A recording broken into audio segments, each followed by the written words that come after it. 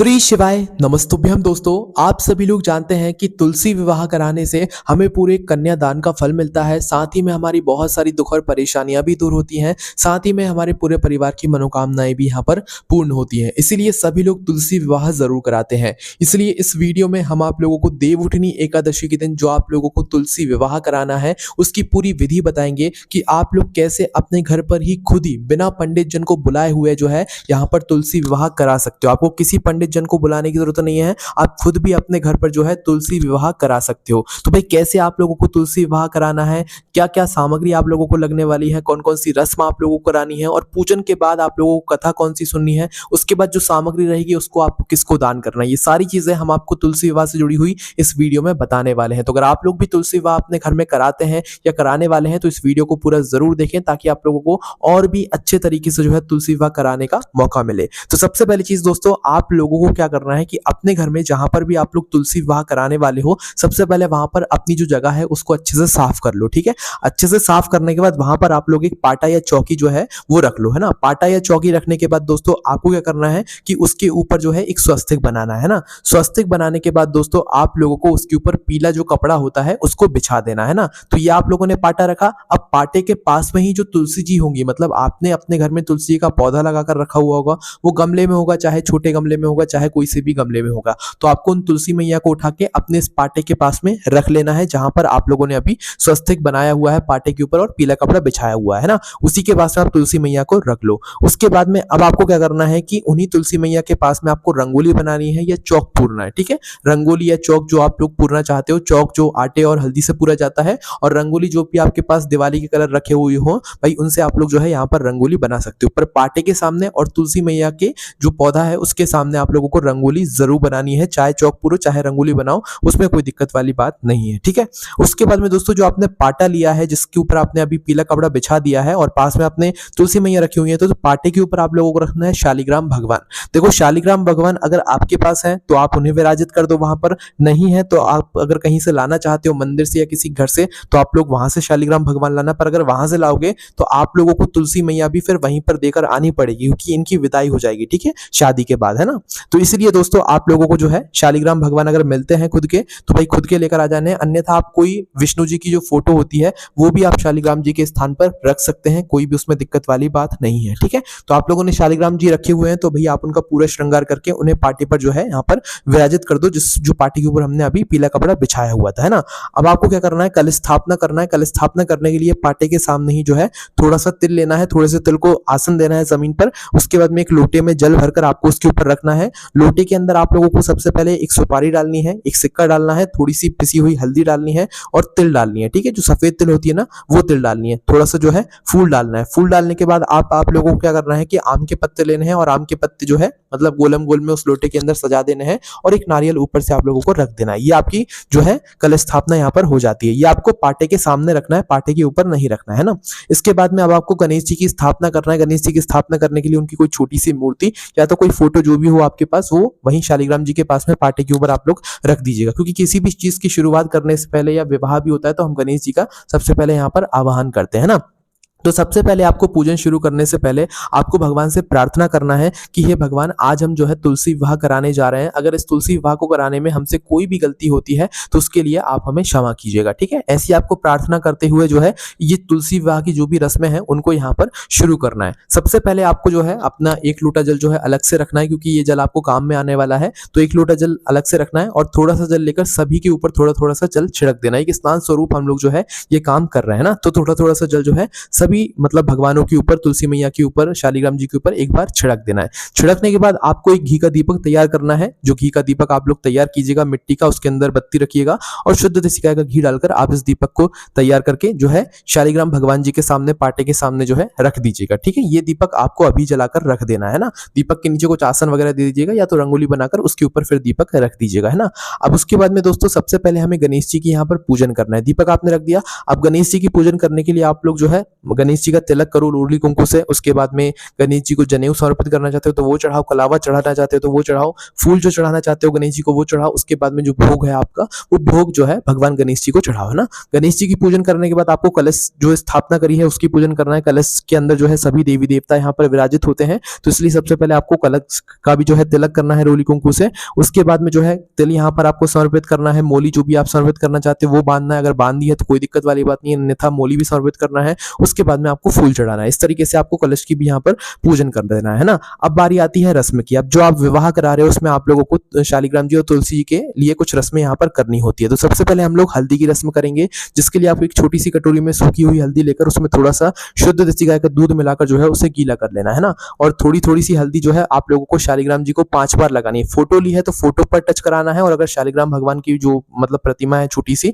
तो भाई आप लोगों को उसके ऊपर जो है 5 बार जो है उनको हल्दी लगानी है, और फिर वही हल्दी 5 बार तुलसी मैया जी के पत्ती पर या डगाल पर जो है यहाँ पर आपको लगा देनी है ना। तो पहले यहाँ पर आपको हल्दी की रस्म इस तरीके से करवा देनी है। उसके बाद बारी आती है यहाँ पर मेहंदी की। तो मेहंदी भी आपको कोंड वाली या सूखी मेहंदी जो मिल जाए उसके अंदर पानी मिलाकर जो है आप लोगों को क्या करना है, सबसे पहले जो 5 बार आपको मेहंदी लगाना है वो शालिग्राम जी को लगाना है, मतलब अपनी ही उंगली में लेकर 1 बार लगा दी, 2 बार लगा दी, 3 बार लगा दी, 4 बार, 5 बार, इस तरीके से जो है 5 बार शालिग्राम जी को पहले मेहंदी लगाना है। उसके बाद वही मेहंदी जो है तुलसी मैया को जो है 5 बार आप लोगों को लगा देना है ना। उसके बाद में आपको क्या करना है कि जो चंदन है, चंदन से जो है आप लोगों को शालिग्राम जी का तिलक करना है, पर जो तुलसी मैया है उसका उनका आपको जो है रोली कुंकू से तिलक करना है, सिंदूर से तिलक करना है, ठीक है, क्योंकि इस दिन जो है उनको यही सारी चीजें समर्पित होती हैं। इसके बाद में दोस्तों आप लोगों को जो है थोड़ा थोड़ा सा जो तिल होता है, तिल, सफेद तिल, है ना, तो भाई वो आप लोगों को शालिग्राम जी को समर्पित करना है और तुलसी मैया जी को भी समर्पित करना है। इस दिन चावल का आप लोगों को उपयोग नहीं करना है, क्योंकि इस दिन एकादशी होती है, देवउठनी एकादशी होती है, तो चावल का प्रयोग नहीं किया जाता है। इसलिए जहां जहां पर चावल का प्रयोग हो रहा है वहां वहां पर हम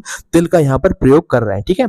इसके बाद में जो है जनेऊ आप लोगों को जो है शालिग्राम जी को समर्पित करना है, या कलावा जो आपके पास हो वो यहाँ पर समर्पित करना है। तुलसी मैया जी को आपको चुनरी उड़ानी है, तुलसी मैया जी का जो पौधा होगा उसके ऊपर आप लोगों को चुनरी उड़ा देनी है ना। उसके बाद में दोस्तों आप लोगों को 2 माला लेना है, क्योंकि यहाँ पर अब वरमाला की यहाँ पर रस्म आती है ना। तो 2 माला आप लोगों को लेना है। सबसे पहले क्या करना है, एक माला को जो है तुलसी जी को जो है यहाँ पर आप लोगों को पहनाना है। कैसे पहनाओगे, सबसे पहले जो है एक माला को तुलसी जी को छुआकर आप लोगों को उस माला को शालिग्राम जी को पहना देना है, ठीक है। फिर दूसरी जो माला होगी वो माला शालिग्राम जी को छुआकर तुलसी जी को आप लोगों को वहां पर समर्पित कर देना है, या तो पहना देना है, ठीक है। उसके बाद में दोस्तों तुलसी जी को आपको श्रृंगार की जो सामग्री होती है वो चढ़ाना है या पहनाना है, ठीक है। जैसे कि चूड़ियां आप लोग पहना देना, वहीं कोई डगाल पर आप लोग पहना देना। उसके बाद में बिछिया जरूर पहनाना, जो आपके पास बिछिया वो पहनाना। बाकी जो भी श्रृंगार की सामग्री है जो चढ़ा सकते हो वो तो आप चढ़ा देना, अन्यथा आप लोग वहीं के वहीं पास में तुलसी मैया के पास में बाकी श्रृंगार की सामग्री रख देना, ठीक है। अब गठ जोड़े की रस्म आती है, मतलब जिसे हम गठबंधन कहते हैं, उसकी रस्म अब यहाँ पर आती है। तो देखो यहाँ पर हमने तुलसी मैया को तो चुनरी उड़ा दी है, पर हमने शालिग्राम जी को अभी कुछ नहीं उड़ाया। तो उनके लिए सबसे पहले आप लोगों को एक पीले रंग का जो कपड़ा होता है या वस्त्र होता है वो लेना है।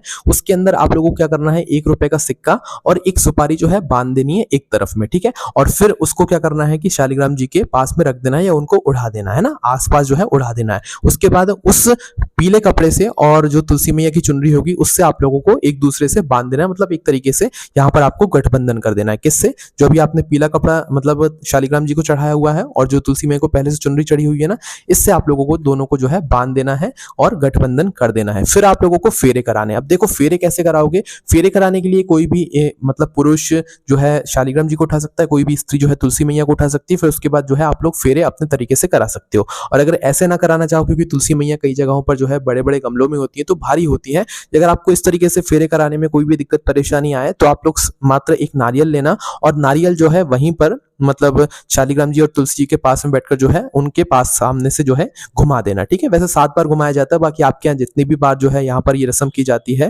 मतलब फेरे की, तो वो आप उतना कर देना है ना। बाकी आप नारियल से भी जो है यहाँ पर फेरे कर सकते हो, कोई दिक्कत वाली बात नहीं है, ठीक है। इसके बाद आप लोगों को सिंदूर दान करना है। सिंदूर दान करने के लिए सबसे पहले आपको एक सिक्का लेना है, कोई भी चांदी का या सादा सिक्का। उस सिक्के के अंदर जो है उस सिक्के में थोड़ा सा सिंदूर लेना है, और सिंदूर जो है आप लोगों को शालिग्राम जी को छुआकर तुलसी मैया जी को समर्पित कर देना है, मतलब उनकी मांग में भर देना है ना। तो थोड़ा सा जो सिंदूर है वो सिक्के से जो है आप लोगों को तुलसी जी को समर्पित कर देना है, और जो सिक्का है वो वहीं गमले में अंदर रख देना है, ठीक है। उसके बाद में दोस्तों अब बारी आती है कन्यादान की। कन्यादान के लिए जो भी कन्यादान ले रहे हो आपके घर में पति और पत्नी दोनों मतलब जोड़ा होना चाहिए, इस बात का ध्यान रखना। तो कन्यादान के लिए सबसे पहले आपको कुछ मतलब पैसे लेने हैं, 50 रुपए, 100 रुपए, 500 रुपए, जितना लेना चाहो, क्योंकि ये सारी चीजें दान में जाएंगी, है ना। तो भाई जितना पैसा ले रहे हो सबसे पहले पैसा ले लो, थोड़ा सा मतलब जो फूल होते हैं पीले कलर के फूलों का आप लोग प्रयोग कीजिएगा, फूल ले लो, और थोड़ा सा जल अपने उसी हाथ की हथेली में रख लो, ठीक है। और बोलो, भगवान से बोलो, तुलसी मैया और शालिग्राम जी से बोलो कि आज मैं अपनी श्रद्धा से तुलसी जी का विवाह जो है शालिग्राम जी से करा रही हूँ या करा रहा हूँ या करा रही हूँ, ठीक है।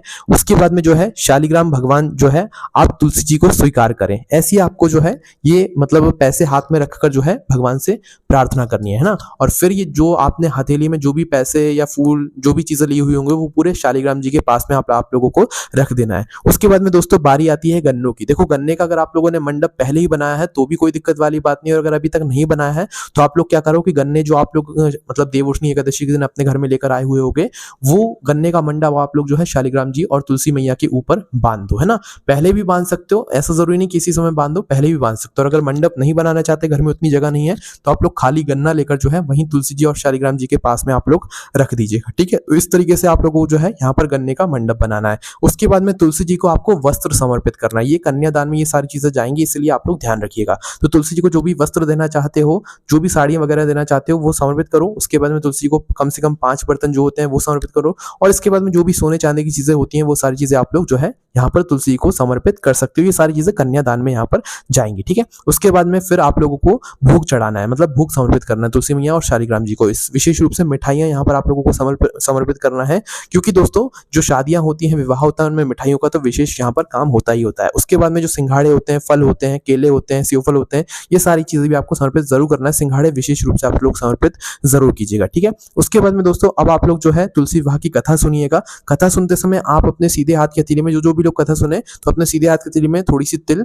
और फूल रखकर ही कथा सुने। और जब तुलसी मैया की कथा पूरी हो जाए, तुलसी विवाह की कथा पूरी हो जाए, तो अपने हाथ में जो आपने तिल और फूल रखा हुआ है तो ये आप अपने लोटे के अंदर डाल दें, जो लोटा आपने एक लोटा जल अलग से लिया हुआ था, ठीक है। उसके बाद में दोस्तों अब बारी आती है परिक्रमा की, कि आप तुलसी और शालिग्राम जी की यहाँ पर परिक्रमा करें। परिक्रमा आप लोग 108 भी कर सकते हैं, जितनी आपकी क्षमता हो उतनी कर सकते हैं। 5 भी कर सकते हैं, 7 भी कर सकते हैं, 9 भी कर सकते हैं, या 108 कर सकते हैं तो वो भी कर सकते हैं। जितनी आपकी क्षमता हो आप उतनी परिक्रमा यहाँ पर कर लीजिएगा। उसके बाद में धूप दीप दिखा दीजिएगा भगवान को। उसके बाद में एक कपूर जलाकर, या जो आपने दीप जलाया है उसी से आरती कर सकते हैं, अन्यथा कपूर जलाओगे तो ज्यादा बेहतर रहेगा, है ना। तो एक दीपक के अंदर कपूर जलाकर आप जो है धूप दीपक जलाकर जो है आप उससे जो है आरती कीजिएगा। आरती में सबसे पहले गणेश जी की आरती कीजिएगा, फिर तुलसी जी, फिर शालिग्राम जी की आरती कीजिएगा।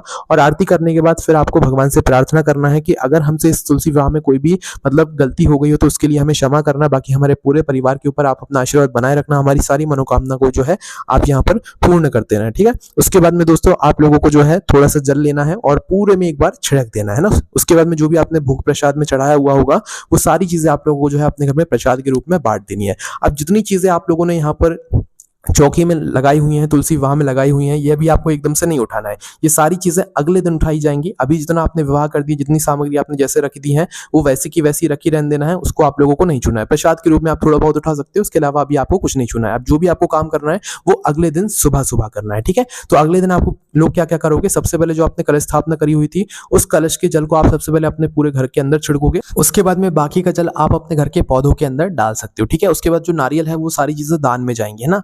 ये नारियल और जो भी चीजें आप लोगों ने यहाँ पर दान की हुई है, कन्यादान में दी हुई है, ये सारी चीजें आप या तो किसी को पंडित को दे सकते हो या किसी गरीब कन्या को यहाँ पर दे सकते हो ना। किसी भी जरूरतमंद व्यक्ति को ये सारी सामग्री कन्यादान वाली दे सकते हो। उसके बाद में अगर आपने शालिग्राम जी कहीं से मंगवाए हैं या किसी घर से मंगवाए हैं या कहीं मंदिर से मंगवाए तो आपको शालिग्राम जी को वापस करने जाना होगा, और साथ ही में तुलसी मैया और उनका सारा मतलब जो भी सामग्री है वो भी आपको साथ में लेकर जानी पड़ेगी। इसलिए अगर आप लोग ऐसा नहीं करना चाहते, तुलसी मैया को अपने घर में रखना चाहते हैं, तो अपने घर में फोटो का प्रयोग कर लीजिएगा शालिग्राम जी के, विष्णु जी की, और अगर मतलब शालिग्राम जी की आपके पास में प्रतिमा ना हो उस जगह पर, है ना। उसके बाद में दोस्तों इस तरीके से आप लोगों को जो है तुलसी विवाह यहाँ पर संपन्न करना है। तुलसी विवाह आप लोग जरूर कराएं, इससे जो है हमारे घर में सुख और शांति आती है, हमारी सारी मनोकामना जो है यहाँ पर पूर्ण होती है। तो अगर आपको इस तुलसी विवाह कराने में कोई भी दिक्कत, समस्या, परेशानी आती है तो उसे हमसे कमेंट करके पूछ सकते हैं। हमारी वेबसाइट भोलेनाथभक्ति.com पर भी आप लोगों को ये सारी जानकारी मिल जाएगी। तुलसी विवाह से जुड़ी हुई कोई भी समस्या आती है हमसे कमेंट करके पूछ सकते हैं। ओम नमः शिवाय, जय भोले बाबा, श्री शिवाय नमस्तुभ्यम।